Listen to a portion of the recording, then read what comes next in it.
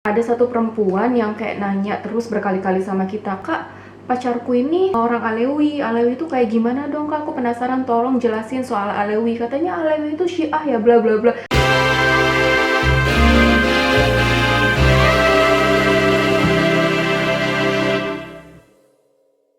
Oh, halo semuanya, ketemu lagi sama kami The Questions Channel. Oke, masih bulan puasa nih ya. Udah mau akhir. Iya, semoga ibadah kalian semakin kencang nih ya, dan bisa dapetin insya Allah malam Lailatul Qadar. Insya Allah. Ngomong-ngomong soal giveaway yang kemarin, kita udah baca komen-komennya dan ditunggu buat yang mau ikutan sampai minggu ini deh kayaknya, karena minggu depan kita bakal pengumuman siapa yang menang. Kita udah mulai kayak udah nandain nih kira-kira siapa yang menang. Iya, Semoga kalian komen-komennya bagus banget komen-komennya, dan terima kasih untuk semua yang komen dan nonton video itu. Jadi agak susah, kami harus pilih ya dua terbaik. Jadi tunggu di video selanjutnya setelah ini pengumumannya ya. Oke.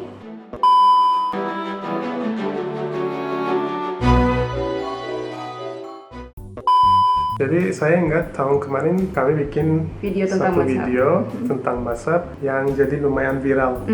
Itu karena mungkin jarang banget ada yang bahas hal itu, dan kebetulan kita bahas, walaupun waktu itu ya pengetahuan agama aku juga kurang, dan itu ada kayak salah paham sih sebenarnya. Dan alhamdulillah teman-teman di situ tuh pada komen dan meluruskan hal-hal yang sebenarnya itu bukan perbedaan gitu loh, bukan perbedaan mazhabnya, melainkan perbedaan budayanya gitu. Ya, jadi kami bikin satu video soal mazhab dan perbedaan sebenarnya sebagai suami istri. Saya ikut mazhab Hanafi, dia ikut mazhab Syafi'i kan. Waktu itu kami bilang ya di Syafi'i begini, di Hanafi begini. Tapi setelah itu kami dapat banyak penonton dan banyak komen juga di sana. Ujung-ujungnya kami lihat apa yang kami tahu sebenarnya itu beda dari kenyataan.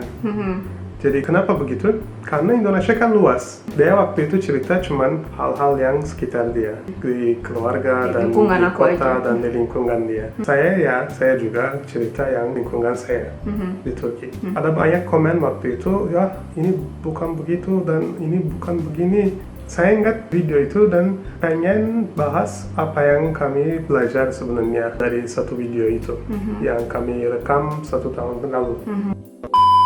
Ya, yang pertama kami mengerti setelah itu dari komen-komen dan masukan teman-teman waktu itu, Indonesia itu kebanyakan ikut mazhab Syafi'i, tapi mazhab Syafi'i pun di sini tidak 100% Syafi'i sebenarnya. Iya. Karena ada budaya kan, dan efek-efek mazhab-mazhab lain. Benar. Itu bikin Syafi'inya Indonesia sebenarnya agak beda daripada Syafi'inya Turki dan lain-lain. Agak berwarna sih ya, karena ya banyak faktor eksternal gitu loh yang masuk ke situ. Dan lingkungan juga penting banget di sini, dan edukasi juga pendidikan. Jadi setiap orang dari kecil dididik sama orang tuanya dan lingkungannya, kan ada sekolah agama segala kan. Dan apa yang kamu dapat di sana itu kamu akan bawa selama hidup lah sebenarnya. Seumur hidup kamu ya. Seumur hidup kamu ya. Kalau kamu nggak benar-benar belajar dan cari tahu yang aslinya ini apa itu, kamu selalu akan bawa itu. Ada satu misal, dia bilang, oh di sini nggak ada qaza. Sebenarnya itu kayak cuman perbedaan bahasa aja sih. Itu sebenarnya maksudnya sama kaza dan kodo. Ya, itu kodo, kaza. ya itu aku agak salah paham sih di situ. Karena penafilan orang Turki, penafilan orang Indonesia agak beda sih. Ada banyak hal seperti ini. Intinya nggak banyak beda juga sih antara mazhab Syafi'i dan mazhab Hanafi, dan kami juga berdua merasa kayak harmonis aja gitu. Kita nggak selama ini nggak pernah ngerasa dapat masalah dari perbedaan mazhab ini. Toh kita sama-sama Muslim, ya nggak sih? Ya, betul. Kalau untuk mazhab Hanafi yang di Turki sama Hanafi yang India mungkin ada banyak perbedaan juga. Dan ada efeknya kultur, ya betul. Sebenarnya Turki itu sangat kaya deh soal mazhab. Di warna-warni sebenarnya. Misal ada Sufism kan, kuat banget di Turki, dan ada efeknya Sufism juga. Misal ada branch-branchnya Sufism seperti Pangeran Bektashi, pernah dengar nggak? Nggak. Bektashi, Naqshbandi, No. Naqshbandi, Mevlevi.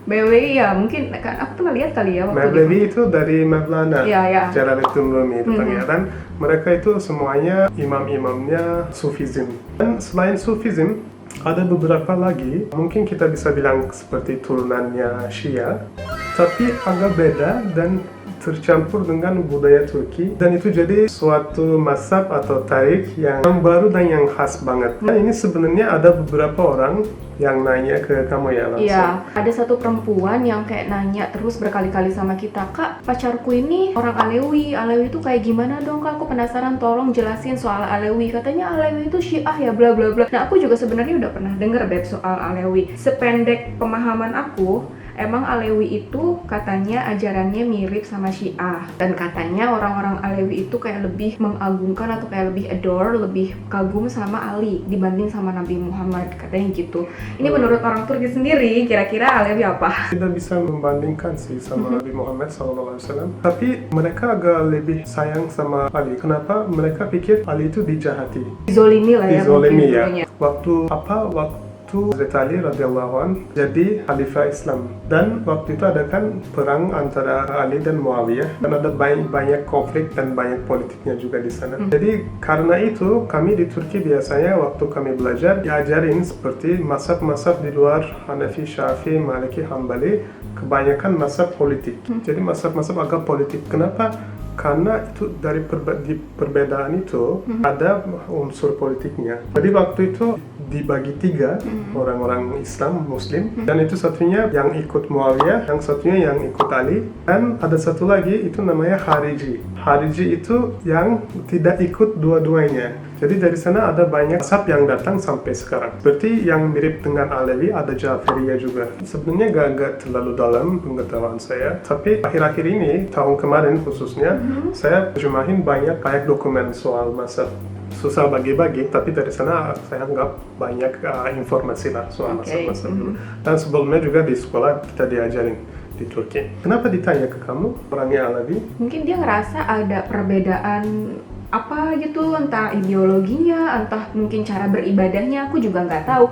Karena dia tuh kayak maksa banget pengen tahu tentang Alewi, walaupun sebenarnya dia juga bisa googling sih tentang Alewi itu apa. Tapi mungkin dia lebih ngerasa safe dan ngerasa lebih enak aja kalau nanya sama orang Turki langsung, Alewi itu apa gitu. Jadi Alewi itu walaupun saya tadi bilang, walaupun itu yang seperti turunan Syiah, itu sangat beda dari Syiah yang ada di Iran misal. Bedanya apa? Udah tercampur dengan budaya Turki, dan ada banyak orang Kurdi juga yang Alewi. Biasanya yang kontak sama kami siapa sih? Banyak kan pengen nikah atau yang sedang pacaran, dan mereka pengen tahu calonnya, ya memastikan, oh ini serius bukan? Ini katanya dia Alewi, gimana? Sebenarnya kayak khawatiran itu wajar ya, karena buat beberapa orang kepercayaan itu penting. Kayak contohnya buat aku tuh pengen nikah sama orang yang sekufu sama aku. Kenapa? Karena buat aku agama penting gitu loh. Itu kan kayak tiangnya rumah tangga ya. At least aku harus nikah sama orang yang seagama dan sekufu gitu loh. Beribadah semuanya caranya sama gitu. Mungkin untuk beberapa orang yang itu juga itu penting gitu loh. Apa perbedaan orang-orang Alewi yang di Turki? Nomor satu, mereka Muslim, kebanyakan Muslim. Bukan kebanyakan, kalau kamu Alewi berarti kamu Muslim. Dan mereka ada yang sholat juga. Tapi ada yang nggak sholat juga dong berarti? Yes, iya betul, ada yang nggak sholat juga. Oh, tapi ya orang Muslim juga ada juga yang nggak sholat sih sebenarnya. Betul, sama. Tapi rata-rata orang-orang Alewi jarang ada yang sholat sebenarnya. Tapi selain sholat yang sholat biasa yang kalian semuanya tahu, mereka ada beberapa acara yang reguler. Tapi acaranya agak beda. Misal, untuk sholat dan acara-acara lain, kami sebenarnya sebagai orang Sunni dan Hanafi, Syafi'i, kami biasanya nggak jadi campurkan perempuan sama laki-laki. Tapi orang Alewi itu punya satu seremoni, itu laki-laki sama perempuan tercampur di suatu tempat. Dan ada musik, seperti ibadah sih. Jadi mereka nyanyi lagu-lagu rohani seperti orang Kristen agak sedikit. Lagu-lagu rohani menurut mereka. Dan ada beberapa ritualnya kayak tari-tarian, tapi bukan tari-tarian modern sih. Jadi lebih ke tradisional. Dan perempuan sama laki-laki bareng.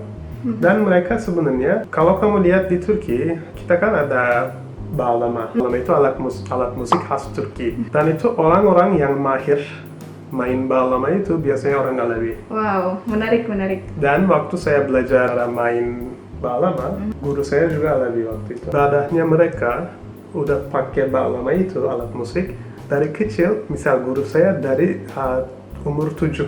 7 7 tahun? tahun udah mulai main lama. Dia jadi mahir lah. Sekolah, kuliah juga soal musik Turki. Dan biasanya mereka mahir banget untuk main alat itu.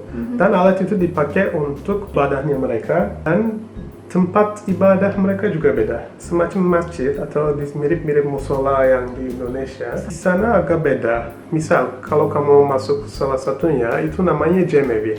Cemevi itu kayaknya seperti rumah jam. Jam itu apa artinya? Bergabung. Rumah bergabung atau apalah istilahnya. Jadi kalau kamu masuk, kamu pasti lihat gambarnya Ali. Dan ada beberapa yang simbol-simbol lain. Misal itu sword. Apa itu sword? Pedangnya Ali. Salah satu simbolnya orang-orang Alevi. Dan itu agak beda. Dan dari kecil orang-orang Alevi diajarin Islam yang sebenarnya beda dari Islam yang kami tahu. Makanya mereka rata-rata yang sholat agak lebih sedikit. Dan ibadahnya seperti itu beda daripada ibadah yang kami tahu. Itu kesulitannya apa? Kalau orang Indonesia pengen nikah orang Turki, tapi orangnya Alevi, itu bisa jadi masalah karena apa? Karena pemahamannya agak beda. Itu bukan nggak mungkin, nggak impossible sih, tapi ya lebih sulit daripada orang yang Sunni yang ada di Turki.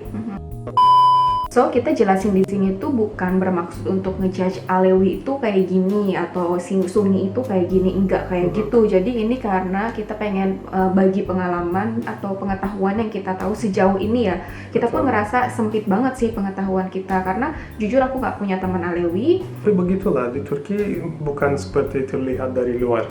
Jadi di Turki ada banyak macam Muslim. Indonesia juga ada. Ya, emang ada hadisnya juga kan, ketika akan mendekati akhir zaman, Islam itu akan terbagi ke beberapa golongan gitu. Ya, 73. Di Indonesia aja kayak udah sebanyak ini gitu loh. Apalagi ditambah di Turki, ditambah di Arab dan segala macam, itu udah pasti sih di beberapa negara juga banyak banget kayak gitu.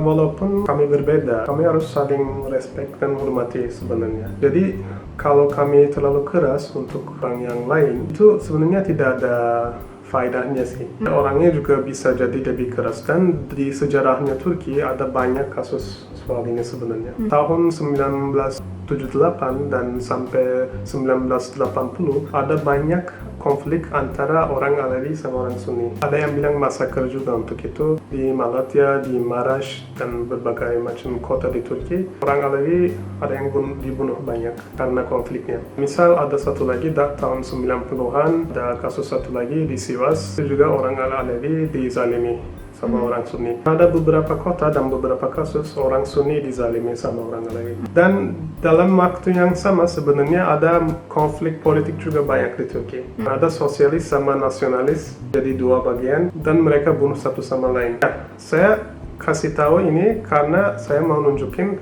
sejauh apa itu bisa berbahaya. Walaupun kami berbeda sebenarnya, kami harus saling respect dan hormati satu sama lain. Kayak aku nggak peduli dia agamanya apa, dia misalnya kepercayaannya apa, as long as he is kind or dia baik sama kita, itu nggak masalah. Sama orang yang nggak baik sama kita pun kita harus baik kan, tetap harus baik. Jadi aku sekarang kayak ya udahlah, toh sesama manusia emang kita harusnya saling menghormati satu sama lain. Sampai sekarang itu dilanjuti sih sebenarnya di negara-negara seperti Irak, Iran, ada masih konflik antara satu mazhab sama mazhab yang lain. Syukurlah di Turki sudah tidak ada. Emang hal-hal seperti itu tuh paling gampang digoreng sih, Beb. Orang paling gampang kesulut kalau udah nyinggung kepercayaan sih. Di Indonesia pun sebenarnya sama gitu loh. Kamu kayak nyinggung satu agama aja udah itu bakal pecah satu negara gitu, ada kubu A, kubu ini kayak gitu. Kenapa nggak damai satu sama lain aja? Betul, itu yang kami butuh sebenarnya. Itu yang kita butuh. Aku orangnya nggak mau ribut juga sih. Ya pengen aman aja. Hidup tentram itu lebih enak tau nggak sih dibanding kalian perang satu sama lain. Oke, jadi mungkin segitu dulu ya penjelasan dari kami soal kami kasih sedikit gambaran. Bukan gambaran. Tapi kalau mau belajar lebih lanjut, kalian cari tahu sendiri ya. Ya, bisa tanya sama ahli agama atau misalnya bisa googling. Sekarang semua bisa googling. Iya, bisa tahu. Iya. Tapi cari referensi yang serius. Yang serius lah. Oke, semoga kalian bisa mengambil pelajaran dari kami, dan sekali lagi kami mau tegesin kalau di sini kami nggak bermaksud ngejar satu golongan atau golongan yang lain. Justru ngejelasin ini ke kalian biar kalian bisa lebih respect satu sama lain selama manusia. Betul. Dan ada pernah yang nanya juga, orang Arab itu siapa sih, atau orang ini siapa sih? Sekarang kalian tahu di Turki ada orang-orang seperti itu juga. Sebenarnya di luar agama juga ada banyak orang sih ateis, deis. Sekarang kan banyak kan anak-anak muda. Anyway, aku juga punya seorang teman yang ateis, dan mungkin kita bisa share ya soal ateis. Dan di Turki juga lumayan banyak loh, khususnya beberapa tahun belakangan ini. Jadi anak-anak muda pada pilih jadi deis atau ateis. Kalian kalau penasaran, kalian harus tunggu video ini minggu depan, karena kami akan bahas ini sih lebih jelasnya. Jadi untuk video selanjutnya kami akan bahas itu aja. Mungkin kalau kalian ada ide topik apa yang harus kita bicarain, tinggal komen di bawah, nanti kami akan cari referensinya dan kami akan jelasin sama kalian. kalian. Apa yang kalian penasaran soal Turki misalnya. Jangan hanya nanya, oh gimana sih cara dapatnya cowok Turki gimana? Ya, janganlah. Tanya-nanya yang serius lah kalau benar-benar pengen tahu soal Turki. Kan it's not our style for explain like cara cari cowok Turki kayak gimana. Itu bukan masa kita lagi guys, kita udah tua. Jodoh itu gak kemana-mana. Oke, sampai segini dulu video dari kita. Oke, bye-bye.